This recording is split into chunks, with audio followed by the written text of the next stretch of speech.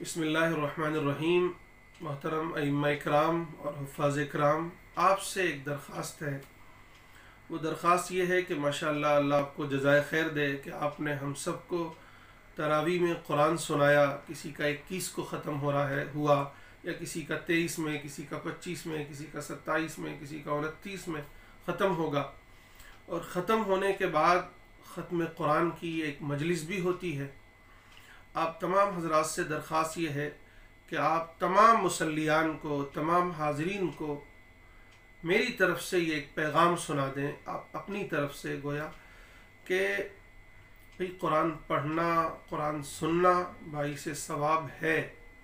कुरान के एक एक लफ्ज़ पर अल्लाह ताला की तरफ से नेकियां मिलती हैं, इसमें कोई शक नहीं है। लेकिन ये अल्लाह का फ़ज़ल है, उसका एहसान है कि उसने कुरान को बग़ैर समझे ये हम पर इनाम किया है कि उसे पढ़ने और सुनने से नेकियां मिलती हैं।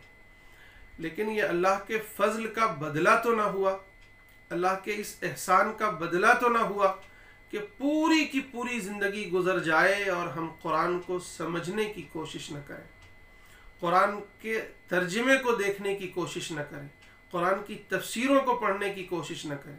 ये इंतहाई ख़तरनाक है मेरे भाइयों। ये अल्लाह का फ़ज़ल था, उसका एहसान था कि उसने हमें इजाफ़ी सवाब दिया कि तुम नहीं समझोगे तब भी हम तुम्हें सवाब देंगे, अज्र मिलेगा, इसमें कोई शक नहीं, मिलेगा। भाई से सवाब है, तिलावत करना चाहिए, मैं उसकी क़तान मुखालफत नहीं कर रहा हूँ, याद रखिए। लेकिन साथ ही साथ ये दरख्वास्त आपके सामने रखनी है कि अपने मुसल्लियान को, अपने मुताल्लिक़ीन को और आपकी मजलिसों में जो लोग शरीक होते हैं उनके अंदर ये बेदारी लाइए कि इस कुरान को सिर्फ तिलावत की किताब न बनाएं, बल्कि इस कुरान को पढ़ने के साथ साथ, तिलावत के साथ साथ इसको समझने की भी कोशिश करें और जाने आखिर कि अल्लाह का इसमें हम सब के लिए पैगाम क्या है, और फिर उस पर अमल करने की कोशिश करें और उसे दुनिया इंसानियत तक पहुँचाने की कोशिश करें। जितने भी हमारे गैर मुस्लिम अहबाब हैं, हमारे साथ काम करते हैं, हमारे पड़ोसी हैं, हमारे दोस्त अहबाब हैं, हमारे इलाके के हैं, हमारे गांव के हैं, हमारी बस्ती के हैं, कोशिश क़ीजिए कि जितने लोगों का टच आप लोगों के साथ है, आप उन तमाम तक अल्लाह का ये पैगाम पहुँचा दें, ताकि कल क़यामत के दिन ये खड़े होकर ये न कह सकें कि भाई आप लोगों के पास अल्लाह का पैगाम था, कुरान था, आपने हमें नहीं पहुँचाया। तो ये एक दरख्वास्त है मेरे भाइयों, ख़ास तौर से उलमा, अइम्मा और हुफ़ाज़ से, कि आपके पीछे जितने लोग नमाज़ पढ़ रहे हैं, तरावी पढ़ रहे हैं, आपकी ख़त्म कुरान की मजलिस में शरीक होंगे, उनसे ये दरख्वास्त कर दीजिए कि नंबर 1, कुरान को समझने की कोशिश करें कि आखिर अल्लाह ने कुरान में हमारे लिए पैगाम क्या भेजा है। ये जो तर्जमे और तफसीरें हमारे उलमा ने लिखी हैं, ये आवाम ही के लिए लिखी हैं, उलमा के लिए नहीं। उलमा को तो अरबी आती है, उलमा तो मदरसों में तफसीर और कुरान करीम के तर्जुमा अच्छी तरह पढ़ते हैं, उन्हें तो बग़ैर उर्दू के भी समझ में आता है। अगर उर्दू में, हिंदी में, अंग्रेज़ी में हमारे उलमा ने तर्जुमे किए और करवाए हैं तो हम आवाम के लिए ही हैं, इसलिए उनको पढ़ें, समझें। बेहतर यह है कि किसी को अपना टीचर, अपना रहनुमा बना लें, अपने इमाम साहब को ही बना लें, उनकी निगरानी में पढ़ें, रोज़ाना एक रुकू का मामूल बना लें, एक रुकू तर्जुमे कुरान पढ़ें। जो बात न समझ में आए तो किसी आलिम से, किसी मुफ्ती से, किसी इमाम से मालूम कर लें।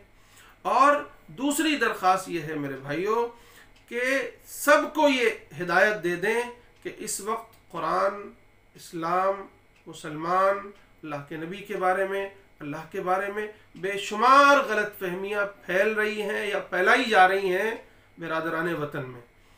तो उनको भी कुरान पहुँचाएँ, कुरान का हिंदी तर्जुमा, मराठी तर्जुमा, इंग्लिश तर्जुमा पहुँचा दें, ये कहकर कि भाई ये एक अमानत है आपके रब की तरफ से, आपके मालिक की तरफ से हमारे पास है, ये अमानत हम आपको पहुँचाने आए हैं, ये आपके ईश्वर का संदेश है जो आपके लिए है, इसे लीजिए, पढ़िए, समझिए, देखिए कि आपके ईश्वर ने, आपके मालिक ने आखिर आपके लिए इसमें کون سا سندیش بھیجا ہے.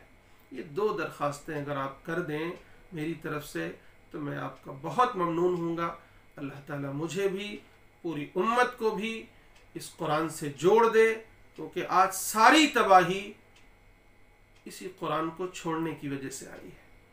علامہ اقبال نے کہا تھا کہ وہ معزز تھے زمانے میں مسلمہ ہو کر، اور تم خار ہوئے تاریک قرآن ہو کر.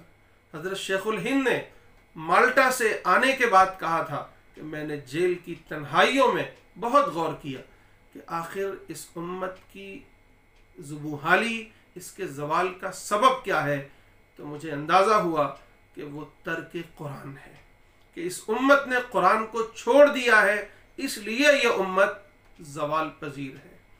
بلکہ ایک روایت میں بھی ہے، اللہ کے نبی صلی اللہ علیہ وسلم فرماتے ہیں ان اللہ یرفع بهذا الکتاب اقواما ویضع به آخرین. اسی کتاب سے اللہ تعالیٰ نے بہتوں کو سرخروئی عطا فرمائی ہے، ترقی عطا فرمائی ہے، اور بہتوں کو ذلیل و رسوا کر دیتا ہے اللہ تعالیٰ. آج ہم ذلیل و رسوا ہیں اس لیے کہ ہم نے قرآن کو چھوڑ دیا ہے. قرآن کو مضبوطی سے تھام لیں. جس طرح قرآن کی ہم تلاوت کرتے ہیں، رمضان بھر ہم نے تلاوت کی، رمضان بھر ہم نے قرآن کو سنا، تو اسی طرح رمضان کے بعد بھی تلاوت کرتے رہیں، سنتے رہیں، لیکن ساتھ ہی ساتھ تھوڑا سا سمجھنے کی بھی کوشش کریں. قرآن کہتا ہے افلا یتدبرون القرآن ام علی قلوب اقفالها. یہ لوگ قرآن میں تدبر نہیں کرتے، غور و فکر نہیں کرتے، کیا ان کے دلوں پر تالے پڑ گئے ہیں؟ کیا ان کے دلوں پر تالے پڑ گئے ہیں؟ کیا واقعی ہمارے دلوں پر تالے پڑ گئے ہیں؟ ہمیں غور کرنا پڑے گا.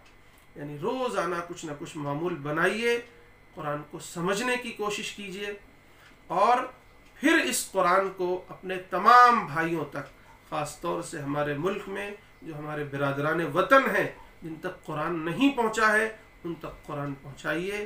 ورنہ کل قیامت میں یہی آپ کا دامن پکڑیں گے کہ ہمارے ساتھ بزنس کرتے تھے، ہمارے ساتھ رہتے تھے، کبھی چائے بھی پیتے تھے، کبھی سفر بھی کرتے تھے، لیکن انہوں نے اللہ تیرا پاک کلام، تیرا سندیش، تیرا پیغام ہم تک نہیں پہنچایا.